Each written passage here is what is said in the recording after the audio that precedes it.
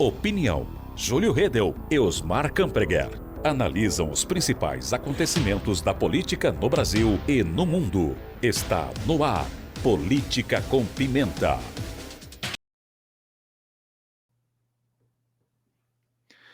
Voltamos na apresentação do seu Repórter Cultura, edição desta terça-feira, dia 11 de abril de 2023. Hora certa por aqui, 7 horas mais 35 minutos. Lembrando que a hora certa é sempre no oferecimento de Lojas Garto, desde 1921 sempre presente, e que nós vamos ao ar todos os dias no oferecimento do Supermercado Chitse, o amigo sempre perto de você.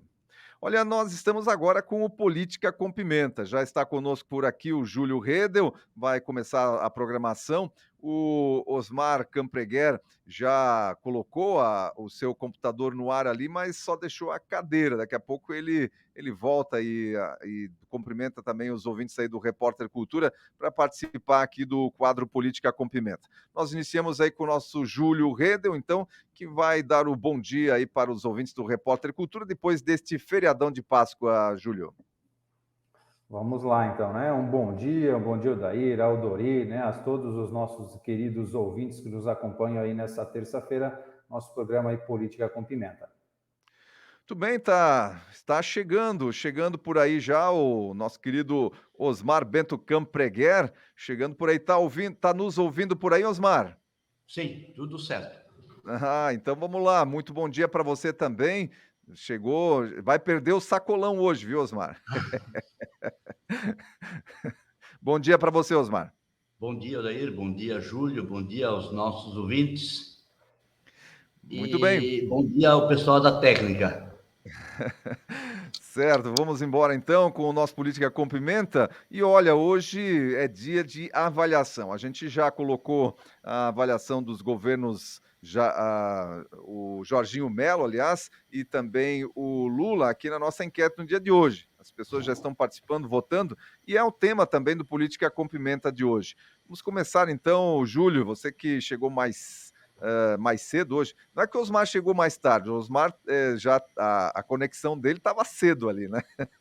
Mas vamos lá, então o Júlio começa fazendo uma avaliação inicial, preliminar. Vamos conversar então sobre esses primeiros 100 dias do governo de Lula e também vamos dar uma pincelada aqui no governo do Jorginho Melo. Começamos com você, Júlio, então, governo do Lula até aqui, 100 dias. Olha, foram 100 dias sem muita coisa, né? Apesar de ter aí uma reunião ontem com alguns ministros, alguns conhecidos próximos chegados aí para um grande evento de anúncio desses 100 dias de governo, mas não teve muita novidade não, né? Começou dizendo que passou os 100 dias sem cadeira de presidente da República. Ele não tinha cadeira. Isso é um comentário realmente desnecessário, mas reclamou que o processo demora para comprar uma cadeira de presidente, porque ele também é contra a licitação, né? Isso é uma coisa que incomoda muito o nosso presidente, né? Quem sabe ele teria um amigo conhecido aí que pudesse fornecer de alguma marcenaria, alguma lojinha ali, pudesse fornecer de uma forma mais rápida, né? Infelizmente, um comentário realmente desnecessário. Também teve que falar do Bolsonaro, né? Teve que falar aí das ofensas à democracia, das ofensas do Bolsonaro ao judiciário, aos democratas, e assim continuou, né? Abre aspas, né? Que é preciso tirar o ódio das pessoas. Foi isso que ele comentou ontem. Mas ele mesmo não muda, né? Recentemente ele fez uma fala muito, né, numa entrevista aí, dizendo que ele queria voltar ao poder, era o objetivo dele para se vingar, né? Ele queria feder o próprio Sérgio Moro, hoje senador da República. Então é uma narrativa que ele constrói assim, querendo mudar as coisas, mas ele mesmo não muda. Falou de investimentos aí de milhões em recursos hídricos, ciência e tecnologia, infraestrutura e saúde, hidrovias, que, na verdade, olha, aí a gente começa a repensar algumas questões, porque, por um lado, até anteontem, ele reclamava que pegou um governo quebrado, um governo falido. E agora ele vem anunciando que investiu nesses 100 dias de governo 3 vezes mais do que o seu antecessor. Então, alguma coisa não fecha, alguma coisa está errada. Ou realmente não é que estava faltando dinheiro, ou realmente o Lula estava mentindo. Mas esse segundo, claro que não acontece. Ou seja, pessoal, esses investimentos já eram investimentos vistos, já eram investimentos provisionados. Lula, ele fala sem fundamento, né? Ele fala de improviso. Não é de hoje que a gente já conhece o nosso atual presidente. Tem um comentário aí nas redes sociais, na mídia aí que rolou, justamente que ele falava aí daqueles milhões de pobres, milhões de pessoas passando fome. Mas se alguém perguntasse a fonte, ele não sabia, né? Era mais ou menos essa situação. Esse é o nosso presidente da República.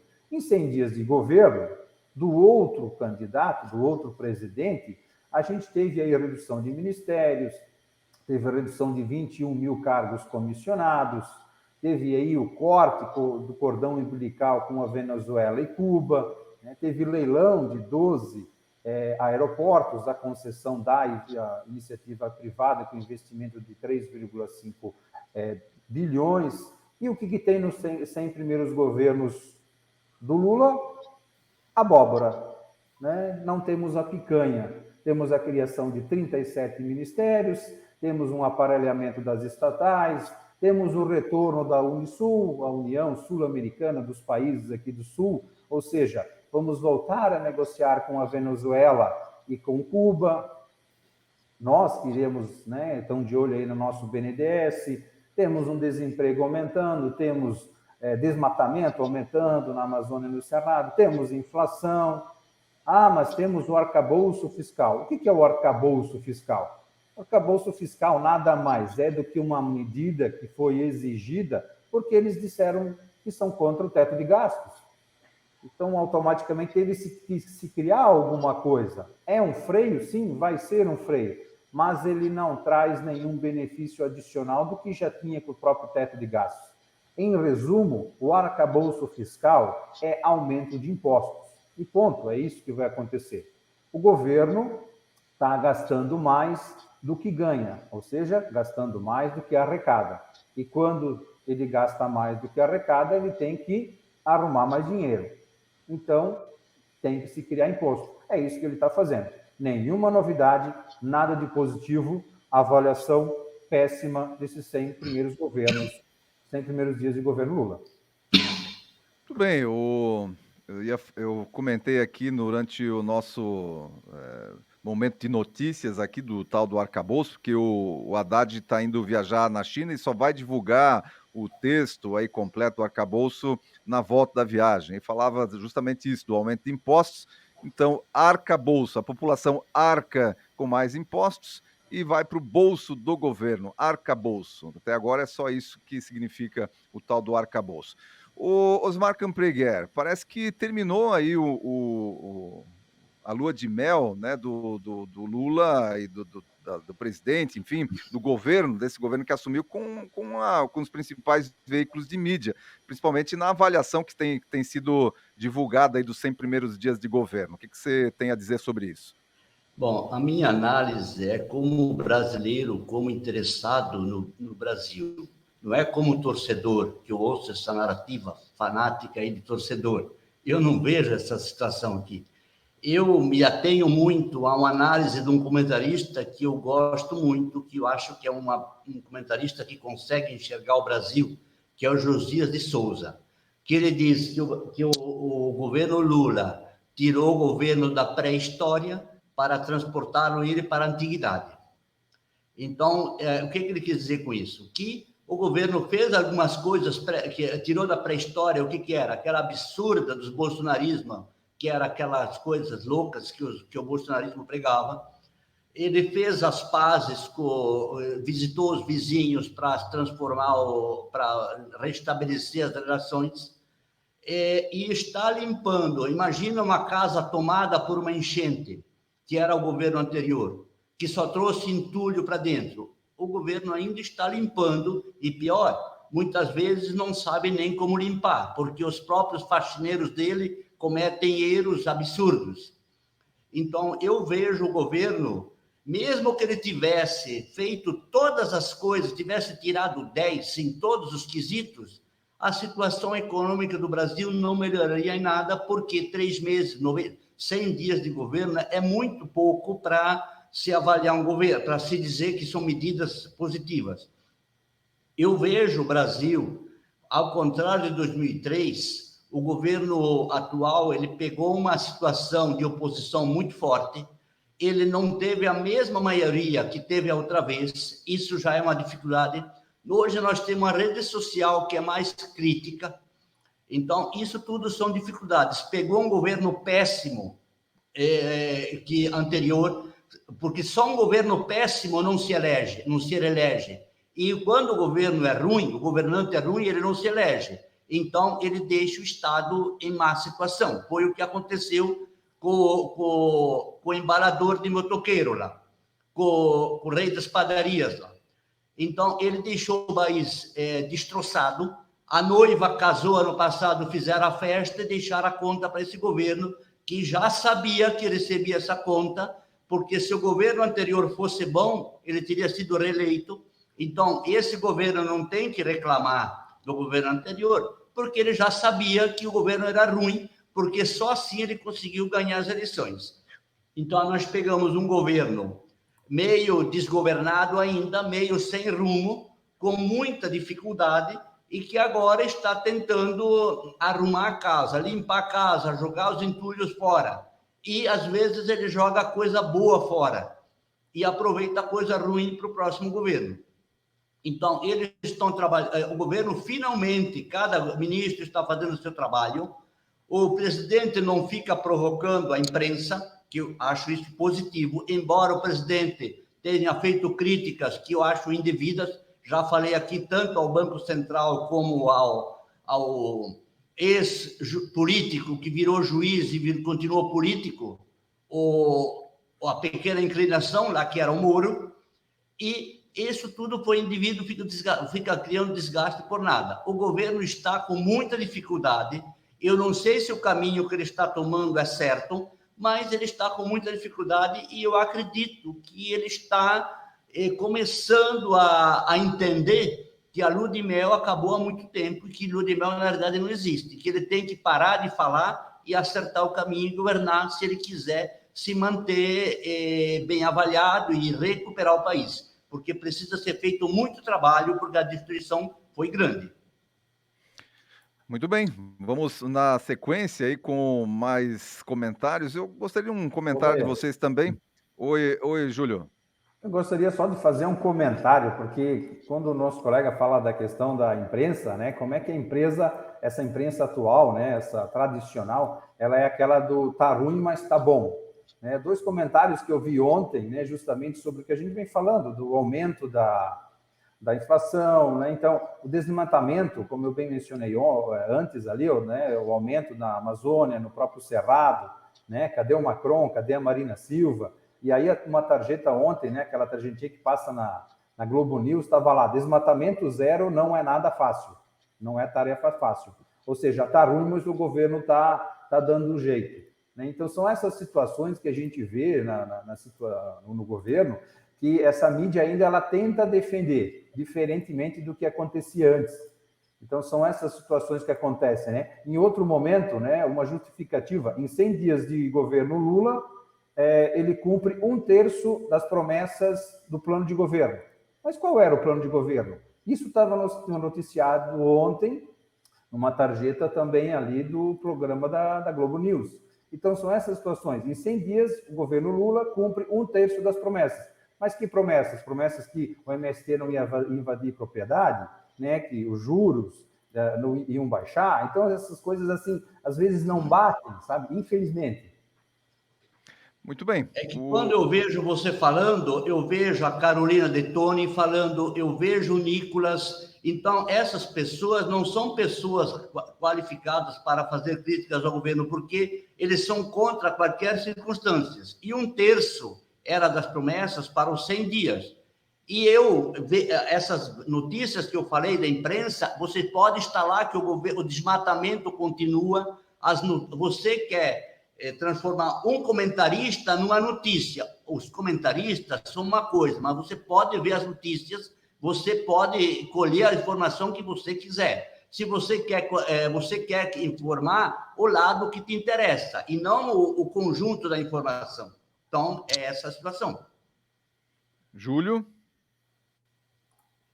Não adianta, né? São situações que a gente não consegue pegar esse paralelo entre o que a mídia coloca, não. É ruim, tá bom. O desemprego tá alto, mas poderia ser pior, né? A inflação, ela tá alta, mas há medidas. Não existe nenhuma medida. O mercado não está enxergando isso, né? Foi divulgado, vai ser divulgado amanhã, por exemplo, o índice da inflação, o IPCA, que deve chegar próximo dos 5 ponto alguma coisa. É um aumento, desde as últimas 11 semanas, o IPCA vem aumentando.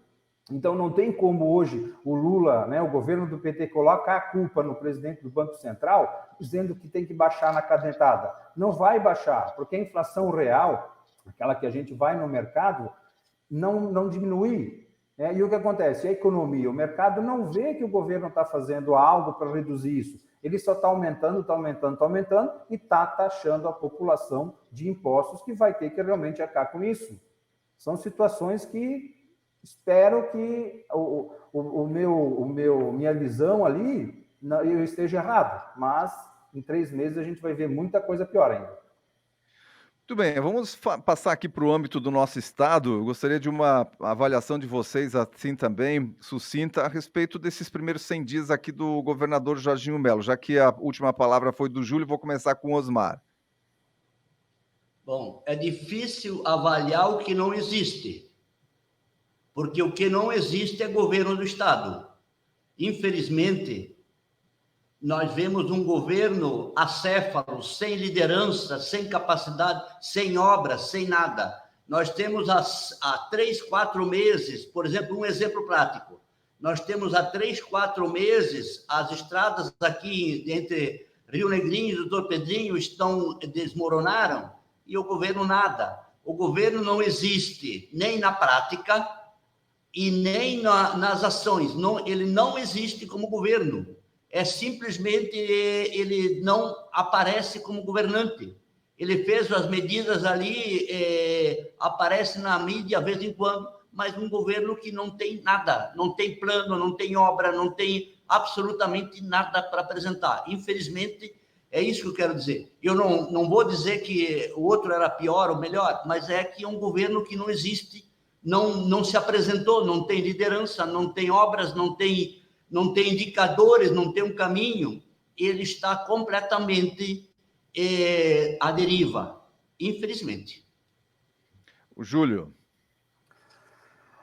Olha, o governo, na minha avaliação, o governo do Estado hoje ele está bom. Eu não vou dizer que está ótimo e também não vou dizer que está ruim, né? O governo do Estado está fazendo aí uma articulação, está fazendo aí um estudo para a reforma administrativa, isso foi anunciado logo nos primeiros meses. Foi identificado, por exemplo, pela Controladoria Geral aí, algumas irregularidades com relação a algumas questões de folha de pagamento. Hoje, praticamente, aí, 50% da folha aí foi revista, né? Isso foi pego, se eu não me engano, 600 e poucos mil reais de irregularidade, e várias ações dentro da parte da despesa civil, da questão especial, educação, né? Levantamento nas estruturas das escolas foram feitas, alguns planos de investimento, o mutirão da saúde está avançando aos poucos, né? Então, são situações que a gente vê e vem acompanhando, que vem acontecendo, né? Foram aplicados, por exemplo, mais de 80 milhões na recuperação e implementação de rodovias. Ainda não chegou, foi assinado recentemente alguns convênios, eu espero que chegue. A gente vê o caos que está acontecendo, por exemplo, na própria 470, aqui próxima da nossa região. Então, está acontecendo? Sim, está acontecendo. Numa velocidade desejada? Não, isso é uma verdade. Se a gente for comparar o que deveria acontecer, o que a gente espera, está muito devagar. Se eu comparar isso, por exemplo, com o governador de São Paulo, o Tarcísio, a gente vê que lá o negócio está indo muito mais rápido. Uma das questões principais do governador de São Paulo ali é um estudo de privatização da Sabesp, que é a companhia de saneamento. Enquanto o governo federal quer rever o marco do saneamento, o governador Tarcísio quer privatizar e quer dar mais agilidade a isso. Redução de ICMS foi feito no estado de São Paulo, e outros estudos aí de concessão pública-privada. O que está faltando isso dentro do nosso estado? Por que a gente não avalia a possibilidade de privatizar algumas empresas. Essa é a dificuldade que o governo estadual vai enfrentar. Por quê? Porque ele colocou no grupinho de trabalho dele muitos partidos, e cada partido tem o seu interesse, infelizmente. Então, a gente vai avançar, talvez a gente vai avançar não numa velocidade que deveria, mas ele não tem uma visão, isso a gente já falou muito aqui, né? O Jorginho Melo ele não tem uma visão liberal. Ele está num partido liberal, mas ele não tem uma visão liberal. É um governador que passou por um partido de esquerda, que passou por um partido de centro e hoje está num partido que se diz de direita. Mas ele não tem essa filosofia de mudança, ele não tem esse pensamento como tem aí o Tarcísio Freitas, como tem, por exemplo, o Romeu Zema. Muito bem, então tá aí a avaliação também dos nossos comentaristas a respeito dos 100 dias, primeiros 100 dias aqui do governador Jorginho Melo. São 7h56, nós vamos ficando por aqui com o nosso Política com Pimenta de hoje, agradecendo a participação dos nossos comentaristas que voltam na quinta-feira para comentar aí os principais fatos e acontecimentos da política nacional, estadual e até municipal. Um bom dia para você, até na próxima quinta, Júlio. Bom dia, Odair, uma ótima quinta-feira aí, Osmar, a todos os nossos queridos ouvintes, nos vemos aí na próxima quinta-feira, então. Osmar, até na quinta-feira. Até quinta, bom dia, Júlio, bom dia, Odair, bom dia aos ouvintes e bom dia à nossa equipe técnica.